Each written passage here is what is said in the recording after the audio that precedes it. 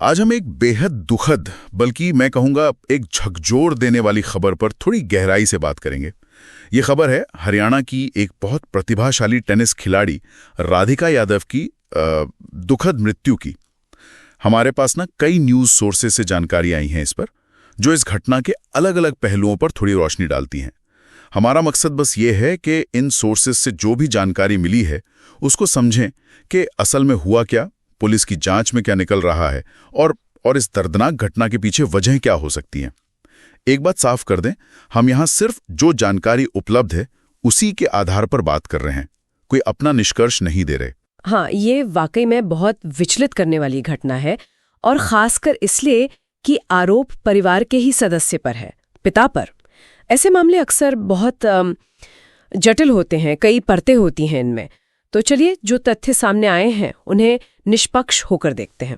तो सबसे पहले शायद ये जानना जरूरी है कि राधिका यादव थीं कौन। 23 मार्च 2000 को जन्मी, हरियाणा की एक उभरती हुई टेनिस स्टार थी वो। मतलब खेल की दुनिया में अपना नाम बना रही थी। जी बिल्कुल। ITF सर्किट जो होता है, इंटरनेशनल टेनिस फेडरेशन का, जहां नए खिलाड़ी अपनी पहचान बनाते हैं, वहां विमेन्स डबल्स में उनकी रैंक 113 थी। 113वीं रैंक अंतर्राष्ट्रीय स्तर पर। और अपने राज्य हरियाणा में वो 5वीं रैंक की खिलाड़ी थी। तो काफी प्रतिभाशाली थी। और सिर्फ रैंकिंग ही नहीं, उन्होंने कई नेशनल और इंटरनेशनल टूर्नामेंट खेले थे, पदक भी जीते थे। और कमाल की बात यह है जो मुझे लगी कि उन्होंने अपनी टेनिस अकेडमी भी शुरू की थी। हाँ, ये बात उनके जुनून और उनके प्रतिभा को दिखाती है। सिर्फ 25 साल की उम्र में इतनी सारी उपलब्धियां और अपनी एकेडमी चलाना, ये उनकी एक तरह से कहे तो आजादी और महत्वाकांक्षा का भी प्रतीक था। बिल्कुल। अब आते हैं घटना पर। यह हुई 10 जुलाई 2025 को। सुबह का वक्त था, करीब 10:30 बजे। गुरुग्राम के सेक्टर 57 में उनके अपने घर की रसोई में ये सब हुआ। जी, और सोर्सेज के मुताबिक उस वक्त घर में राधिका थीं, उनके पिता दीपक यादव, जिनकी उम्र लगभग 49 साल बताई जा रही है। हाँ। और उनकी माँ भी मौजूद थी। हाँ, और कुछ रिश्तेदार, शायद चाचा भतीजा, वो भी घर में नीचे की तरफ थे। और यहीं पर देखिए, जांच का एक अहम पॉइंट सामने आता है जिस पर काफी बात हो रही है कि आरोपी पिता ने कथित तौर पर गोलियां चलाईं। पुलिस की FIR में तो 3 गोलियों का जिक्र है। अच्छा, FIR में 3? हाँ, लेकिन जो शुरुआती पोस्टमार्टम रिपोर्ट आई है उसमें कहा जा रहा है कि राधिका के शरीर पर 4 गोलियों के निशान मिले हैं। 4? तो ये अंतर क्यों? एक गोली का फर्क? यही सवाल है। और ये भी बताया गया कि उन्हें पीछे से गोली मारी गई और मौके पर ही उनकी मौत हो गई। गोलियों की संख्या का ये जो अंतर है, ये जांच के लिए बहुत महत्वपूर्ण हो सकता है। बिल्कुल हो सकता है। अब सवाल ये कि आखिर ये नौबत आई क्यों हुआ ये सब?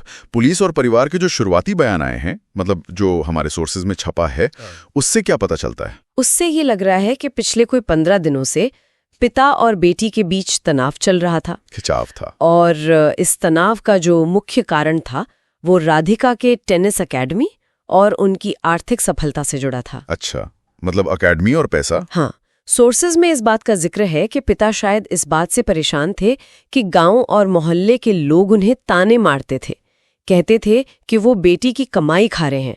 शायद वो इसी वजह से चाहते थे कि राधिका अकेडमी बंद कर दे। लेकिन जाहिर है राधिका इसके लिए तैयार नहीं थी, अपनी मेहनत से जो खड़ा किया था। बिल्कुल, वो उसे बंद क्यों करती? हाँ।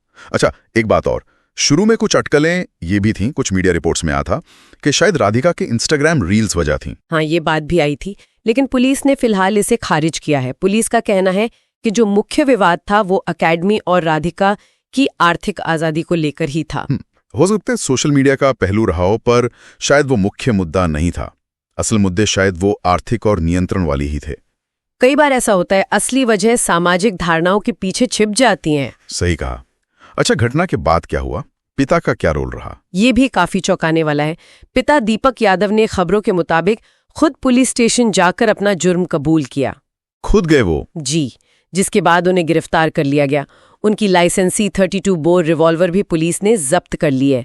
अब उसी रिवॉल्वर से चली गोली और फिंगरप्रिंट वगैरह के नमूनों का मिलान किया जा रहा है। तो मतलब फोरेंसिक सबूत, गवाहों के बयान और सबसे जरूरी पोस्टमार्टम रिपोर्ट, ये सब अब जांच की दिशा तय करेंगे। बिल्कुल। और वो जो गोलियों की संख्या का अंतर है, 4 बनाम 3, उसे साफ करना जांच की विश्वसनीयता के लिए बहुत जरूरी होगा। अगर इस पूरी घटना को हम एक बड़े नजरिए से देखें तो ये किस तरफ इशारा करती है, ये क्या बताती है हमें? देखिए, ये मामला कई गंभीर मुद्दों को एक साथ सामने लाता है। एक तो साफ तौर पर घरेलू तनाव, फिर शायद जिसे कहते पुरुष अहंकार, उसका भी पहलू हो सकता है। क्या एक पिता के लिए बेटी की सफलता, उसकी आर्थिक आजादी, क्या वो स्वीकार करना मुश्किल हो गया था? और वो सामाजिक दबाव वाली बात, लोग क्या कहेंगे का डर। हाँ, वो भी। क्या वो डर इतना हावी हो गया? और देखिए, पुलिस इस मामले में ऑनर किलिंग के एंगल से भी जांच कर रही है। ऑनर किलिंग मतलब ये कि क्या परिवार के तथाकथित सम्मान या इज्जत के नाम पर यह हत्या की गई?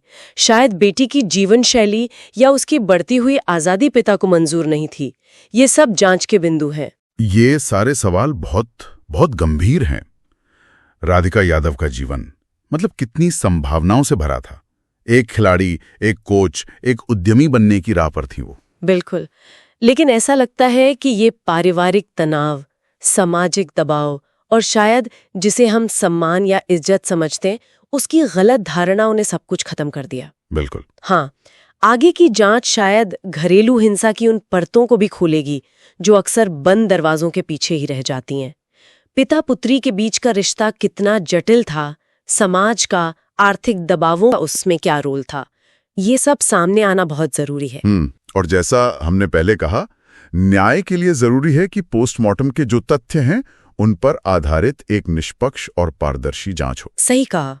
जाते जाते शायद एक सवाल हम सोचने के लिए छोड़ सकते हैं कि ये घटना उन सामाजिक दबावों के बारे में क्या बताती है जिनका सामना आज की युवा, आत्मनिर्भर लड़कियां, महिलाएं अक्सर अपने ही परिवारों के अंदर करती हैं, और कैसे कई बार ये इज्जत या सम्मान की जो धारणाएं होती हैं वो असल में आर्थिक नियंत्रण और एक तरह की सत्ता से जुड़ी होती हैं।